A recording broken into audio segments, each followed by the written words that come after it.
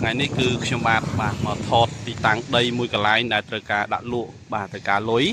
បងប្អូនសម្រាប់ទីតាំងដីនេះគឺនៅក្នុងសង្កាត់តាខ្មៅបងប្អូនណាក្រុងតាខ្មៅនៅជាប់ជាមួយនឹងបទាយជាការដ្ឋានកងអង្គរៈអញ្ចឹងគឺនៅតំបន់នេះគឺអ៊ូអរមែនទែនបងប្អូនណាមានផ្លូវបេតុង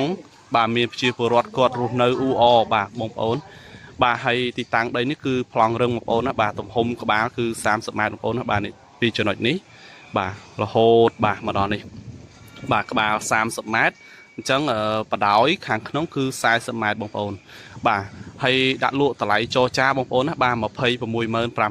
ងប្អូនកាលពីមុនកូវីដគេឲ្យរហូតដល់30,000តែដោយសារតែម្ចាស់អត់ទាន់ត្រូវការលុយតែឥឡូវនេះគឺគាត់ត្រូវការលុយបងប្អូនណាត្រូវការប្រើប្រាស់ចាំបាច់ផ្សេង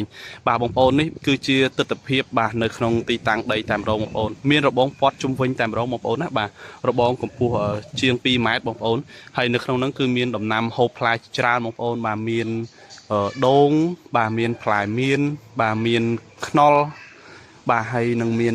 ដើមកពីងរាជបងប្អូនណាអញ្ចឹងគឺ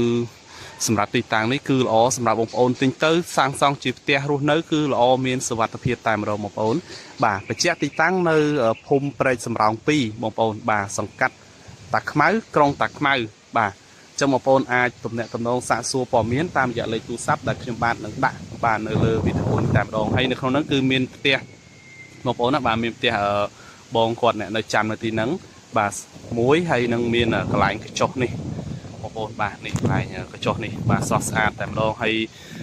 ទឹកភ្លើងឲ្យមានអស់ហើយសូឡាក៏មានដែរបងប្អូនណាអញ្ចឹងបងប្អូនដែលចង់បានដីសម្រាប់រស់នៅមានសុវត្ថិភាពដីដែលមានដំណាំស្រាប់តែម្ដងនៅក្នុងហ្នឹងបងប្អូនអាចតាក់ទងសាកសួរខ្ញុំតាមលេខទូរស័ព្ទដែលខ្ញុំនឹងដាក់នៅលើវីដេអូនេះផងដែរបងប្អូនអញ្ចឹងគឺប្លង់រឹងតែម្ដងតម្លៃនេះគឺកាត់ប្លង់លើលើអ្នកលក់ណាបងប្អូនតម្លៃ26កន្លះនេះចរចាទៀតបងប្អូនណាហើយកាត់ប្លង់លើអ្នកលក់តែម្ដងអញ្ចឹងបងប្អូនទិញភ្លាមចូលមករស់នៅបានភ្លាមសាងសង់ជាលំនៅឋានធ្វើជាផ្ទះលំហែគឺល្អមែនតើបងប្អូនណាគៀកក្រុងតែម្ដងបងប្អូនណាអញ្ចឹងបងប្អូនពេញចិត្តចាប់អារម្មណ៍កុំភ្លេចសួរនាំមកតាមឆាតក៏បានតាម TikTok តាម Telegram ហ្នឹងក៏បានដែរបងប្អូនគឺល្អមែនតើបងប្អូនណាទីតាំងនេះបងប្អូនហើយយើងនៅគៀកនៅភ្នំពេញទេបងប្អូនណាយើងនៅក្រុងតាខ្មៅគឺគៀកនៅភ្នំពេញទេបងប្អូននេះបងប្អូនណាសម្រាប់ទីតាំងសម្រាប់ដីជាក់ស្ដែងតែម្ដងមានដំណាំហូបផ្លែយ៉ាងច្រើននៅក្នុងហ្នឹងបងប្អូនណាអញ្ចឹងខ្ញុំបាទមករាគឺជូនព័ត៌មានត្រឹមប៉ុណ្ណេះសម្រាប់បងប្អូនមានចំណាប់អារម្មណ៍ចង់សាកសួរព័ត៌មានអាចសាកសួរព័ត៌មានខ្ញុំបានតាមរយៈលេខទូរស័ព្ទដែលខ្ញុំនឹងដាក់នៅលើវីដេអូនេះសូម